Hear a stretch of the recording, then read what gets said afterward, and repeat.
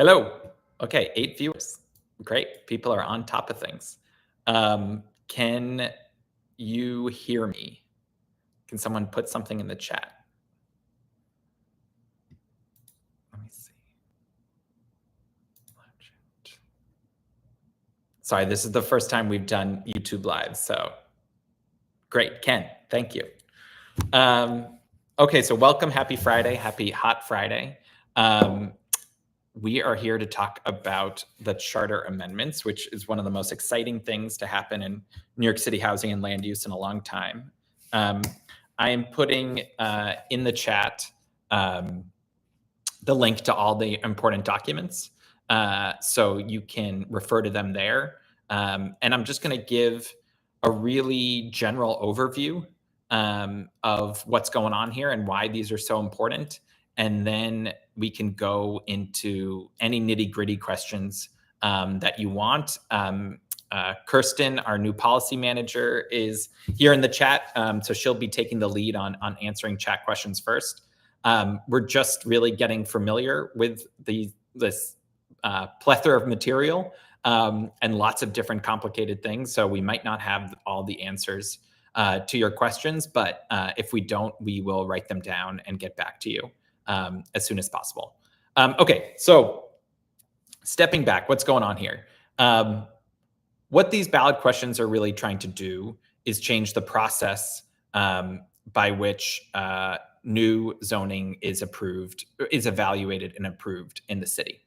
And this doesn't happen very often, but it is something that happens every few decades. The process by which we make these decisions are not set in stone.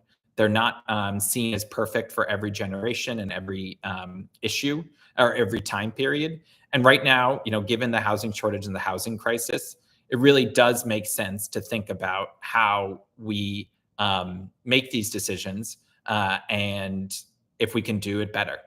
And so the last time this really happened was in 1989 when we got a whole new charter and they thought of new ways of really empowering different bodies, both the community boards and the new borough presidents and the city council in how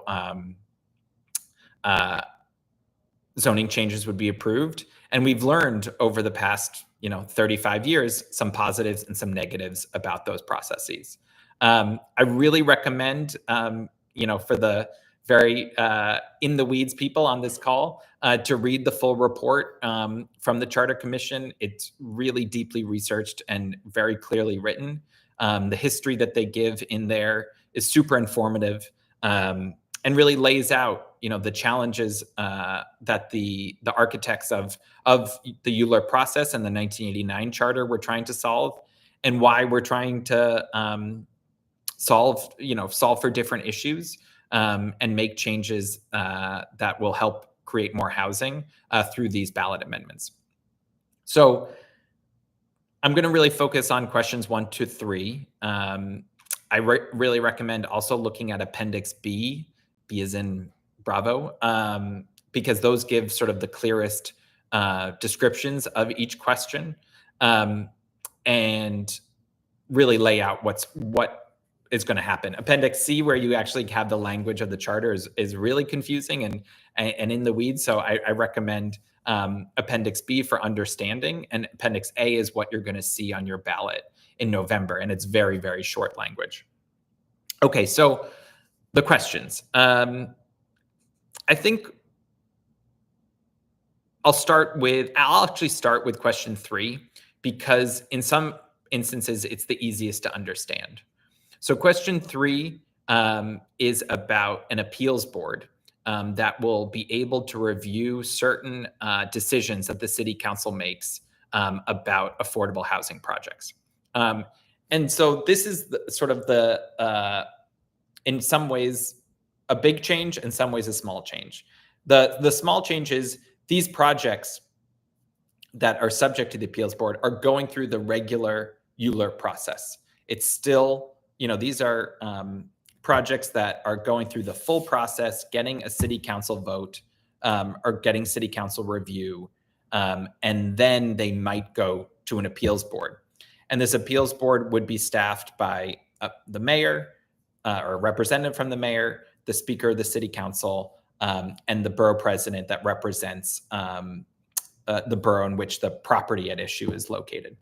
And so what this is saying is, as we know in the city right now, a lot of projects don't even get proposed to the city council, or they get proposed early on and then get pulled by the developer if the local council member doesn't like it, because there is no way of getting around that. There's no extra body. There's, no, judge that's going to review it. There's no state board like in other states that can say, actually, we think this was a bad decision, or we think this was not good for the housing crisis. None of that exists right now. It just ends with the city council, and the city council members defer to the local council member in almost all instances, particularly with respect to housing.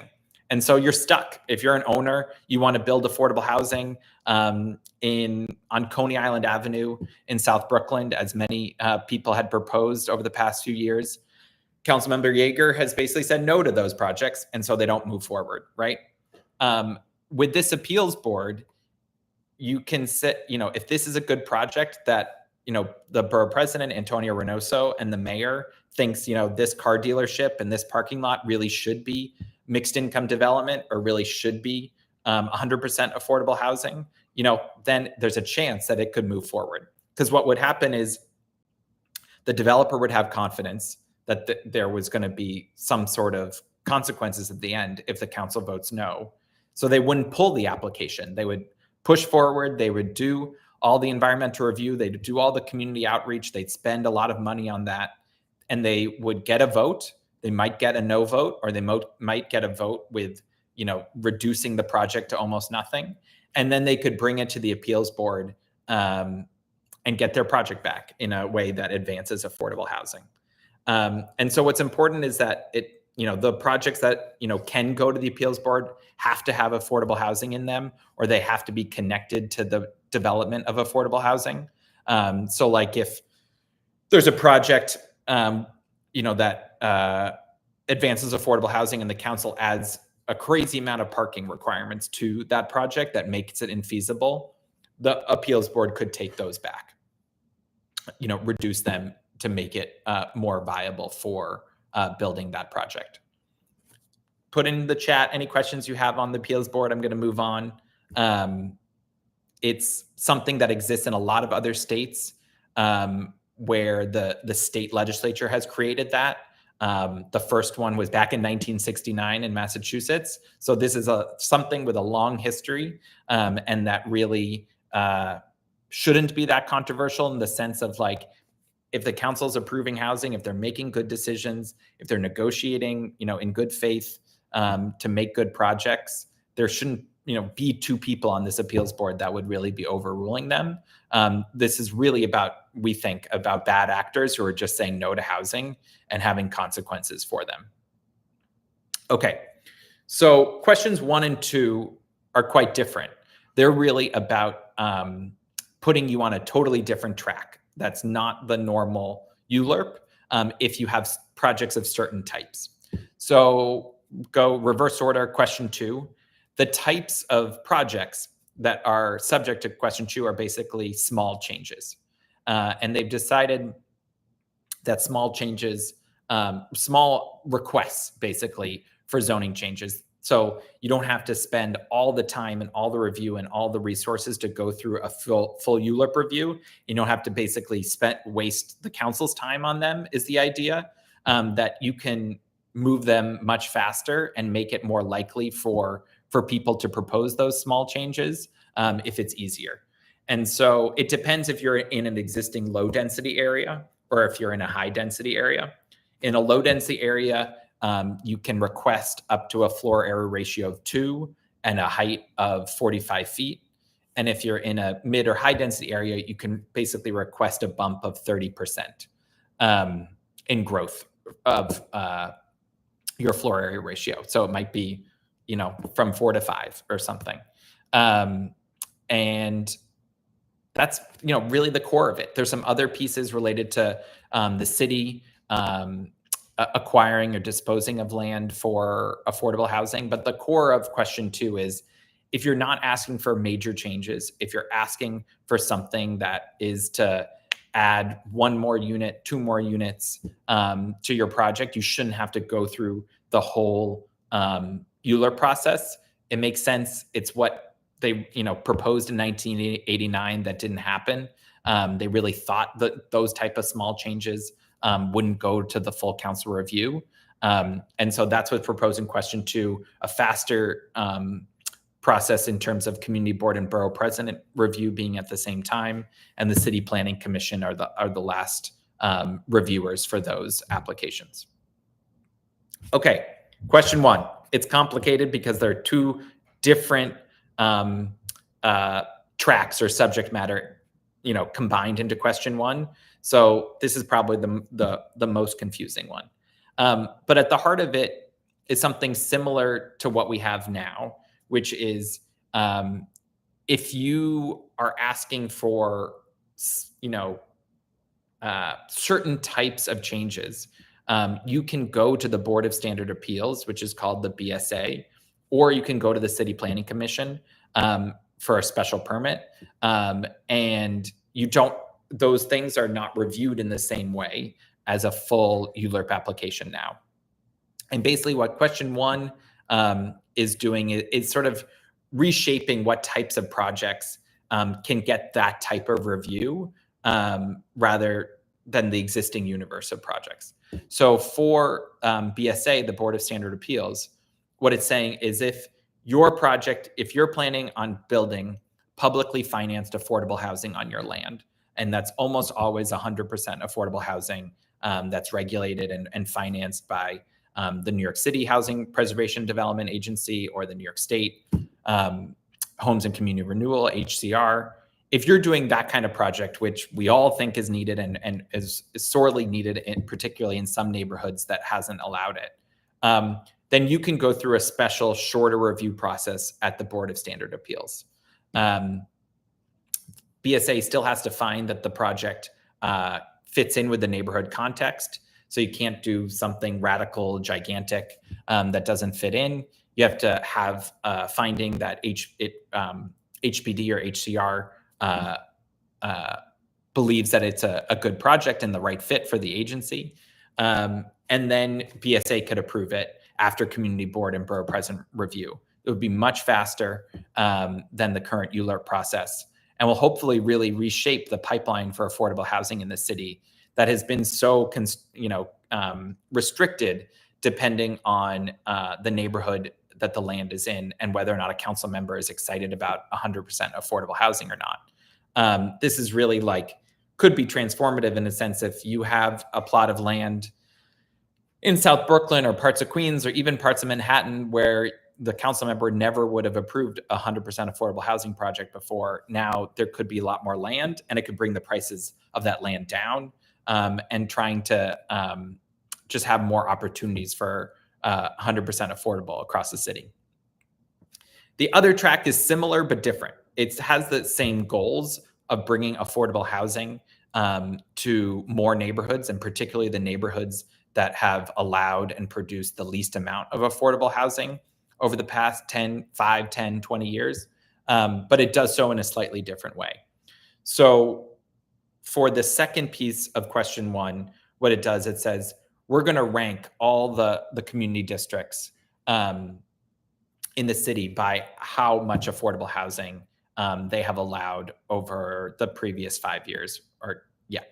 And there's lots of different data on this. There's lots of different requirements for this in equity plans and the city's coming fair housing framework.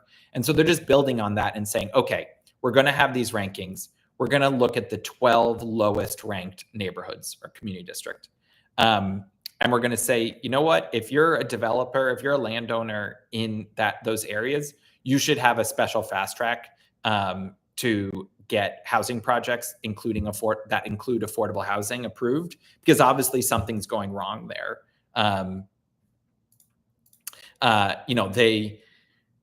There's a reason that the affordable housing is not getting built, and we have to try something different.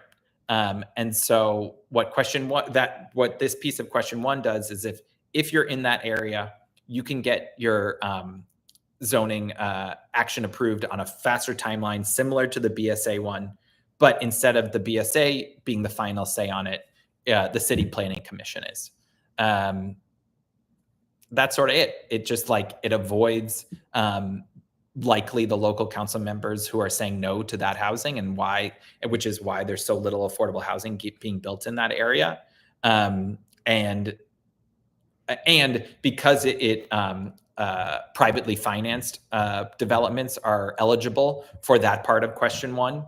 And, it has to include at least MIH levels of affordability, which are the deepest mixed income levels in the country.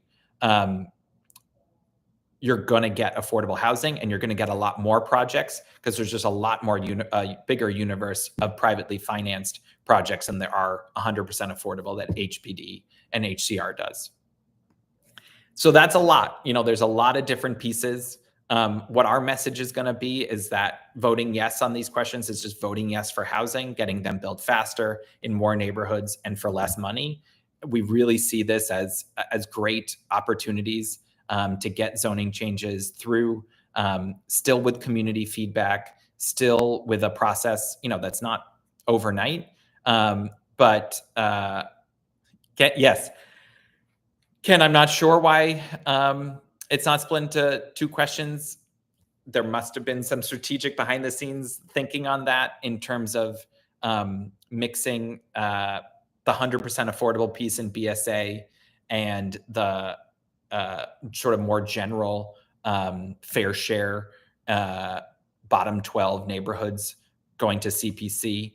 I think it would have been better to split, from a explanatory and sort of voter education to have them be two questions.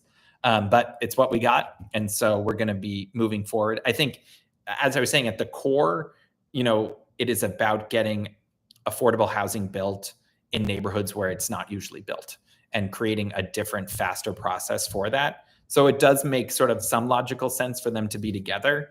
But it is a little confusing because of the two different options and tracks and the two different geographies, right? So the BSA for 100% affordable or publicly financed applies anywhere in the city, and the CPC review for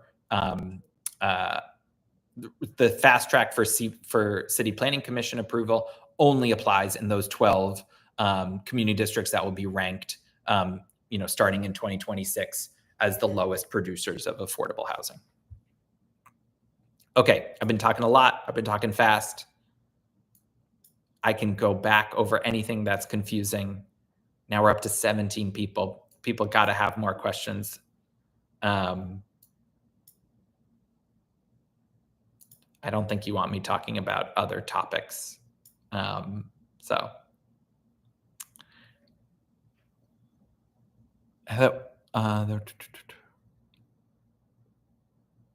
so Danny, yes, a lot of this is about market rate housing. It just every project, no, sorry, not every project. For questions 1 and questions 3, every project must include at least some affordable housing. And so how we sort of define that now in New York City is that it meets the affordability levels of the mandatory inclusionary housing program, or MIH. And I'll just put that in the chat in case people aren't familiar with it. And so generally that means the project will include about 25 to 30% affordable housing, and then the rest is market rate. So question 1, I call it question 1B, where you're talking about those 12 neighborhoods. A project that includes that 75% market and 25% affordable is eligible for that fast track and final review in the City Planning Commission. And in question 3, in terms of the appeals board, is the same thing. Anywhere in the city where you're trying to build mixed income housing or 100%, mixed income, market rate, affordable, if the council votes no on that or reduces it, a lot, your proposal, you can bring that to the appeals board. And then question 2, it could be actually 100% market rate housing. It could be, a 3-unit building in Queens that you want to make a 5-unit building, and that's why you're asking for a small change. none of that has to be affordable. And so it really depends on what you're asking for in terms of the mix that's going to be there. Ken, we are not going to focus on the elections. It's just out of our lane. But we're hopeful. I'll just say personally, I think it's a great decision. Obviously, the state constitution is going to need to be changed for it to take effect. So it's a long road ahead. But I would much prefer even elections, to odd elections. But yeah, we're really going to be focused on questions 1 to 4.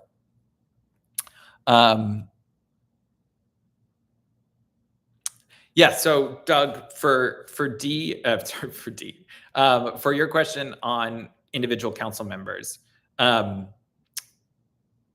questions 1 and 2, so for the small projects that currently would go to the council and council member deference, they no longer will. It will go to the City Planning Commission.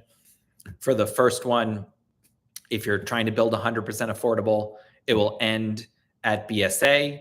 If you're trying to build in one of those 12 neighborhoods, it will end at the CPC. So that really does cut out the council member deference in those areas. It still has the community review. It still has the borough president review. And it's still, if you're a developer, for those, no, Doug, you don't need a council vote for those type of projects. Obviously, the 100% affordable is a limited scope of projects. It will only be a few a year, but it's great, and hopefully will go in neighborhoods that the council members are not currently supporting. And then for the small changes, it's not going to produce a ton of housing because it's defined, narrowly as projects that are only asking for incremental growth. But hopefully, it will add at the margins in places all around the city, particularly low density areas. For question 3, that still goes through the full council. The local council member will still be crucial in those negotiations. And there will be a council vote on, most projects still. What changes there is the appeals board makes it so the council member has to think about what the appeals board might do. If they're being really unreasonable and saying no to all the housing or putting crazy conditions on it, then maybe the borough president and the mayor will overrule them. Obviously, that will be controversial and won't be done, willy-nilly. So it will change how the negotiations and the deference works. So for Max's question that Sarah put in, it won't. What's key, technically right now under ULURP, the council is supposed to vote on a project, and there's a timeline for them voting on a project. What happens is that a developer who's worried about a local council member opposing a project, they pull it before a vote, right? They take out their application. They don't want a no vote. They don't want it rejected. Sort of, yeah. What's happening right now with the Brooklyn Marine Terminal, but that's not through ULURP. But anyway, it happened multiple times last year with projects on Coney Island Avenue in Councilmember Yeager's district. The developer pulls the project before a vote. But now, if there's an appeals board, you have to get a vote. The developer can't pull it before the council vote. You have to get a vote, and the council has to be voting it no or really reducing the project, and then you can appeal it to the appeals board. So yes, there should be many more votes if question 3 passed.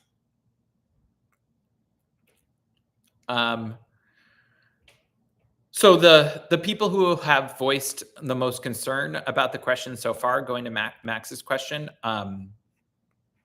are really the labor unions who negotiate with developers and council members during the ULURP process. And are able to use the uncertainty and the discretion in the ULURP process to make deals. What we're really hopeful for is showing that a lot of these projects are just going to be expanding the pie. These are projects that would have never happened without these changes because of the way the council works. And what's really going to be transformative is how many more projects are going to be approved and how many more doormen are needed and how many more cleaners are needed and how many more construction workers are going to be needed if all of these projects are being approved in neighborhoods that they never were. And we think that is a much better way of getting growth for workers. And hopefully, there'll be other standards that can be put into local law, into state law to make sure that workers are protected. And we also think there's still going to be a lot of the same types of negotiations. As Bobby was saying, a lot are going to be same, because of various requirements from HPD, HCR, HUD, 485X, other things. There are going to be a lot of different requirements. So really hoping that we can work with the unions to have the abundance mindset of just approving a lot more zoning changes, having a lot more housing growth in the city will be good for their members. But it's definitely something we're thinking of and talking about. And also, if you saw, there were a lot of council members who signed on to statements concerned about the questions, particularly question 3 with the appeals board. These conversations are tough. This is not, this hasn't happened in 35 years where really the structure of these decisions have changed. And so people are nervous, and council members don't have a lot of power over the city that we have. I mean, the mayor doesn't have that much power compared to the state legislature and the governor. And so feeling like you're changing that and taking away power is important. We're hopeful that people also just see that we might focus our energies and the council's energies on the big projects, the neighborhood rezonings, the citywide rezonings that should be deeply negotiated and worked out with council members. And a lot of these projects that are just sort of straightforward and should be no-brainers can go forward much faster.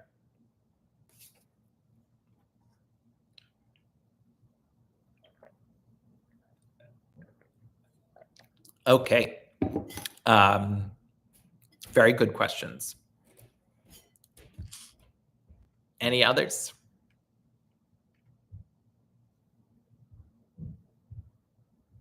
I agree, Alvin, and I think that will be the case where we've heard behind the scenes often when an individual, particularly for an individual development, which is so much, is the most NIMBY, generates the most NIMBY reaction, like Arrow Linen in Brooklyn, where people feel that they're, see it in their literal backyards. That's where the most intensity of the opposition comes. There was a lot more intensity over Arrow Linen than there was over City of Yes in some respects, which is so crazy compared to 100 homes to 80,000. But it's just the way sort of our brains work and our organizing works in many places. And so taking that away, taking the pressure off of council members, making it us think more holistically about the city and neighborhoods, and those type of actions, I think will be much better in the long run. So Danny, great question. I will put our report in the chat if you haven't seen it, which was our recommendations that we put out back in February. You will see that a lot of our recommendations are here. So a big thing that wasn't changed is related to city-owned land. And there was a lot of concern during the process about oversight over city-owned land and not reducing it because of the history of problems with administrations making poor decisions with city-owned land. And so that isn't fast-tracked in this as much as I had hoped in these questions, but I also understand why that happened.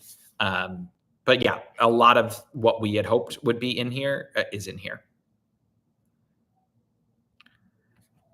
Albumin, I don't know in terms of likelihood. I'm not a betting person. I think the questions are written really strongly. It's really like when you read them, Appendix A, I'll put in, I'm not sure if the chat is saved for everyone.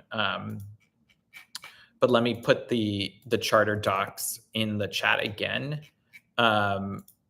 Appendix A, if you haven't seen it, is the actual ballot language. And, the questions are really phrased well. Like, you want to vote yes for them. Like, voting no is basically you like the status quo, and voting yes is like you like affordable housing.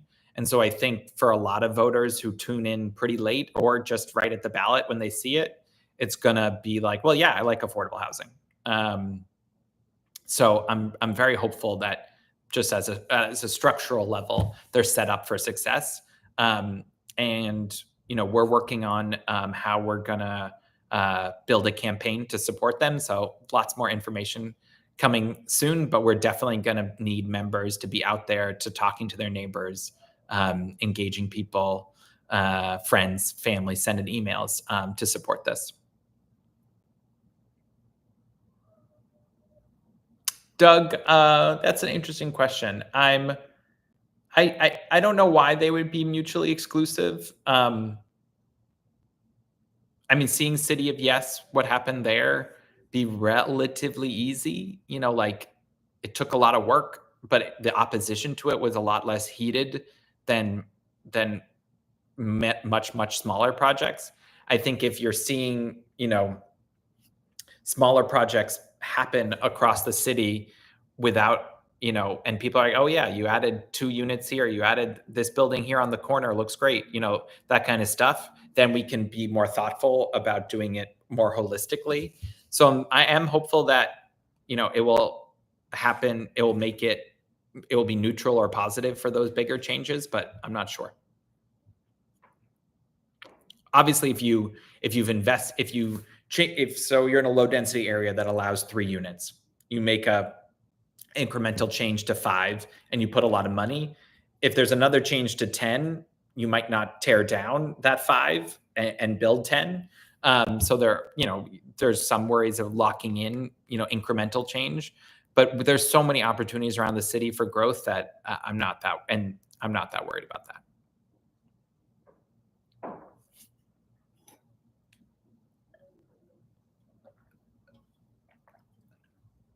Okay, I'm gonna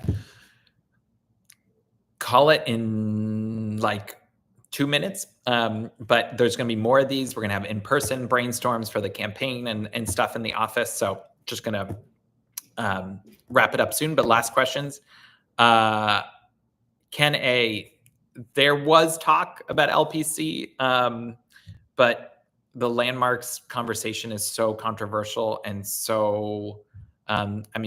Preservations are very well organized and very vocal, that I think the concern was that if there were any ballot questions on LPC or landmarks issues, that it could take down all the questions, sort of like open primaries was booted because of that.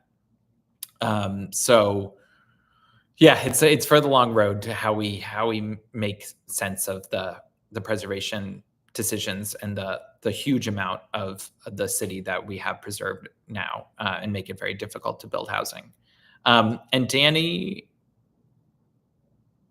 yeah. So question 4, the city map. The city map is very important for understanding the lay of the literal land, who owns what, and particularly, each foot and where things exist and how they relate to each other. It is it is mostly done on paper, and is held by each borough president's office and managed by each borough president's office. And it's just because of the way the charter was set up a long time ago, that has continued.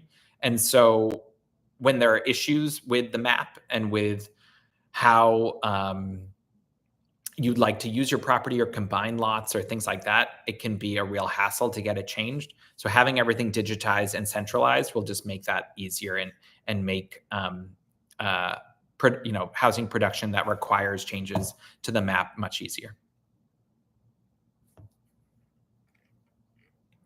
Well, I hope this has helped. This is complicated. There's a lot going on.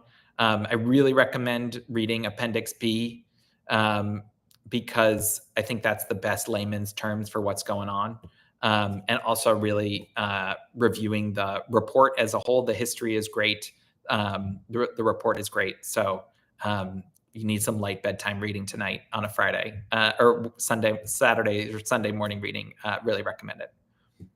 Okay, DM me on Slack if you got other questions or put them in NYC policy. Have a great day, everybody.